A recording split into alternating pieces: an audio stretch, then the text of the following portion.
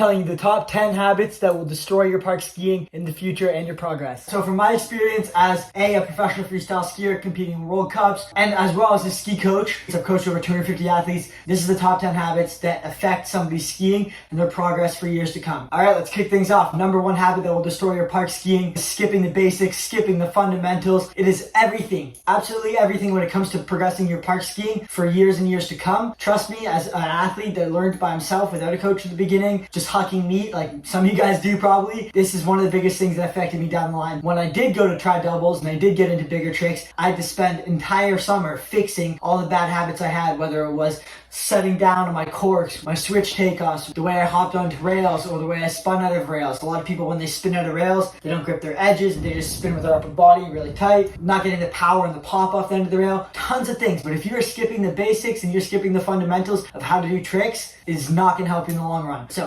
fundamentals, basics, number one is one of the most important ones. Drill that home. The second habit I see with a lot of athletes, I coach and I see on the hill as well. People like me, other really good skiers in the mountain, we are there to help. We're not there to be judging you. This is what this comes back to. Number two is don't worry about what other people think. We're not here to judge you, okay? Even the random people that are in the park, the moms, the dads, they're not there to judge you. A lot of people, a lot of girls I've also noticed this as well, and younger athletes, they don't want to try a trick, not because they're scared, because they don't want to fall or do something embarrassing in front of other people. Get that out of your head right away. Everybody falls. That's how we learn. I've seen people wait like until everybody has left the area before they try to hit the rail just because they didn't want to fall off early in front of people. This is something that's going to affect your skiing and your progress long term. So just be aware of that. I hate to interrupt the video, but if you want to learn how to win a free pair of park skis, wait till the end. We're giving away one pair a month. So listen up at the end of the video. It'll be there for you. This month you get brand new Atomic Punks. Habit number three, this is kind of a habit, kind of just a tip in general. Not having good equipment / not taking care of your equipment. Taking care of your equipment is more a habit than not having good equipment. If you do get good equipment, take care of it. Not only is it a good mindset thing because let's say you're out there waxing your skis after you ride a couple days here and there, gets you in the right mindset of like, this is what I'm doing, this is how I'm preparing, I'm taking my skiing seriously because I am spending the time to make sure my skis are good and everything like that. But also doing things like wearing the right outerwear when you go to the ski hill, as dumb as it sounds, it's going to affect your performance and your training, because if you're freezing cold and you're trying to do new tricks, you're not going to do as well as if you were dressed appropriately, and vice versa if it's too hot or too cold or if it's raining or whatever. And also just having equipment that is working well, functioning well, not leaving your goggles in your ski bag overnight. That's why they fog. Most people don't even know that, especially when you begin park skiing. So take your goggles out of your bag at night, let them dry out. That way when you get to the hill and you're 2 laps in, you can still see out of your goggles. Habit number 4. This is a big one I see in a lot of beginner park skiers. They don't want to hit certain features. They only hit the features they're comfortable with. They've hit the feature a lot and they get comfortable with it and they don't try other features in the park. Many people do this. Obviously there's a skill level you have to make sure you're at to hit the next feature. Like, don't just be like, oh, Bruce told me, go from the easiest feature in the park and absolutely send this massive gnarly cannon rail. Not what I'm telling you to do.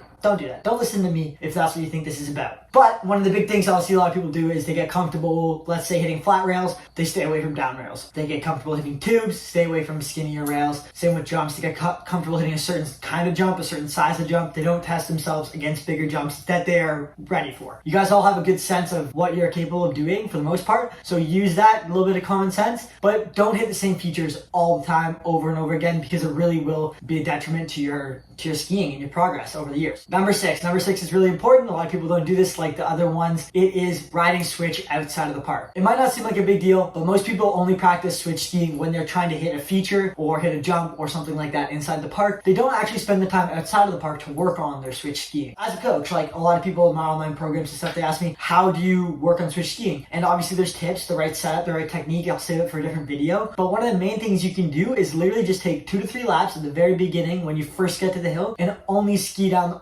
run beside the park and do it switch. When I first got into switch skiing and I really had to work on it, one of my coaches, and he tells all these guys to do it, all of his athletes, and I've told all my athletes to do it from here on out, do 2 to 3 laps of park skiing switch down the side run. It's gonna help so much. Look over both shoulders, practice good technique. The biggest thing about switch skiing is people don't do it enough. It's same with hitting rails on that. There's nothing different about spinning your wrong way. If you spin left, spinning right. If you hit rails right foot forward, hitting them left foot forward. There's nothing more difficult about that. The only difference is you don't practice it the same amount as you practice the one way. Riding with your right hand is no different than riding with your left hand. Taking that extra time to make sure you are deliberately riding switch outside of the park is going to be huge, and it's going to be a great improvement for your switch skiing in the park and your progression as the park skier. Number 7 is one I personally used, and I kind of got into it myself, but getting in the habit of actually planning out your training or the tricks you're going to do for a certain day is really going to help you progress. A lot of people don't do this. They just kind of go to the hill and just like, maybe I'll work on this day, maybe I'll work on that today. Obviously, if you're there to have fun, but I think even if you're there to have fun, it's really important to pick one trick you're going to work on that day, pick one feature out of like the 10 or 12 in the park, and every time you go through that lap, work on that trick on that feature. I would hit all the other features in the park on the way down, do whatever I felt like, enjoy that, but I had one trick each day that I focused on, and that really helped get those tricks dialed in, because I wouldn't do them like 2 or 3 times a day. I would do them like 10 to 15 times in a day, if not more, and that way I'm putting a lot of miles on it, concentrated miles on it, and actually spending the time to focus on the technique and making sure I'm improving it, right? If you only do it a couple times a day, it's hard to really dive in and improve something. Habit number 8 is something us as park skiers are notoriously bad for, and that is general fitness and health and recovery for the sport. None of us do it. Most people don't take the recovery side of things. Something as simple as getting into a little stretch routine, or even like a workout program where you're building muscles to prevent injuries, knee injuries, back injuries, stuff like that. That's very common in skiing and snowboarding. These are high impact sports. Taking the time to get in a little bit of a good routine or a good habit of taking care of your body and making sure you're prepped for the next day. You don't have to go hard. You don't have to go like 2 hours in gym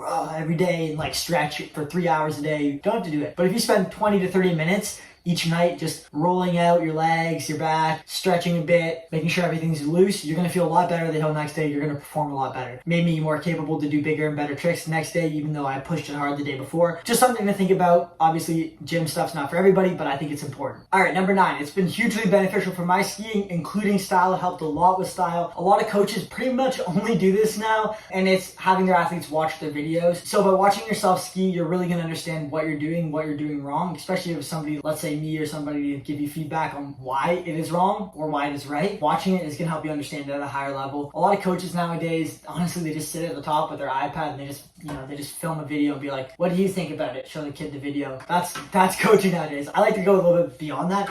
But just as a general idea, it does help a lot. Seeing yourself obviously ski, seeing what you're doing wrong and what you're doing right. I think one of the biggest things about it is you'll do a trick and you're like, oh, that was pretty good. And then you watch the video, you're like, oh my God, that was not at all how I thought it was. Or it felt way better than it looked. Or sometimes the opposite, it looked way better than it felt. But it's a really good way to improve your technique, especially if you have a general idea of how the trick is supposed to be done. And it's a really, really good way to improve your style. Style is completely your own, but you don't know what it looks like. All you know is how it feels. But when you see it, then you have a good idea of what it looks like, and then you have a good idea of how it feels, and then you can put it together to really add that extra creativity and make it look the way you want it to. And like I said, number 10, I've been saving one of the best for last for you guys. This one is massively important, so listen up. Number 10, not asking people for help. This goes back to number 2, where people are worrying about what other people think. A lot of people don't actually ask for help when they're at the ski hill. There's tons of good park skiers like myself, other people in the park that are happy to help you out. We're here to support you. We're here to help out. There's tons of awesome things that you can learn from. There's YouTube tutorials and stuff like that. There's online coaching. There's in-person coaching. Some in-person coaching kind of sucks because you're on a local mountain and the person that's coaching you doesn't actually know much about park skiing. They can do a 540, maybe a front 2 or front 4 themselves, but they're not a good actual park skier. I personally believe in coaching from a place of experience, but that's just me. I think if you've done something before and you also have the knowledge and how it's supposed to be done, it's a lot easier to explain it, to teach it, to provide tips on how to do it than if you just know how to do it, but you've never actually tried it yourself or done it yourself or attempted it yourself. I think there's a big difference there. But if you're just at the hill with your friends even, or you're just asking other people that are a little bit better than you, or maybe have tried the trick before, done the trick before, tons of people post videos online on Instagram. Reach out and DM those guys. People like me will get back to you. I answer every one of my DMs. Sometimes I spend 2 hours a night answering DMs, just giving kids help with tricks and stuff like that. Not everybody's gonna answer you, but people like me will try our best to get back to everybody. These are just kids that are outside the coaching programs that I run. I'm not actually coaching these guys. These are just me helping out as much as I can. So ask for help. It's gonna help you make a lot of progress in your skiing. Sometimes it's just a little tiny thing that somebody else knows that you don't, and that experience and that knowledge of them telling you what to do is just going to make a world of difference. It has for me in the past, it has for a bunch of other athletes, and that's why even me right now, I still ask for advice from other really good skiers, people that I ski with on a daily basis, my friends, and I also still have a coach. Even though I am at the level I'm at, I'm also coaching people myself. I still have somebody to give me feedback that I can ask for help that is going to provide me with some kind of maybe even a concept or idea or just a different way of looking at something to get it better and to really make it click. These are the 10 habits that if you don't fix or get dialed in, they're going to destroy your park skiing. Quickly, before you guys leave, I have a special deal for you guys. If you want help with coaching from me and other professional freestyle skiers, I put together Slope Academy. It has absolutely everything you need in there. Video tutorials, feedback, online coaching, Discord, chat. We do absolutely everything in there. Best way to fast track your skiing. Go check it out. The link's down below. This month's giveaway for Slope Academy is a free pair of skis. So one of the active members will get a free pair of skis. Right now we have like 60 athletes. We have like a bunch of professional coaches. Myself, Jackson Carstarter, a bunch of other national team athletes helping you guys, coaching you, all that good stuff. If you want a discount on it, use the code YouTube, all caps, link in my bio, check it out. But that's how we're helping out. That's how we're providing feedback for everybody. And that's how we're taking it to the next level in terms of your skiing and your progression. And also do all the YouTube stuff. Subscribe, like this video. I enjoy making it for you guys and I hope it helps. All the best. Deuces. Comments down below. Deadpool shirt. Fire or nah? Walmart special. $4. $4. I like it.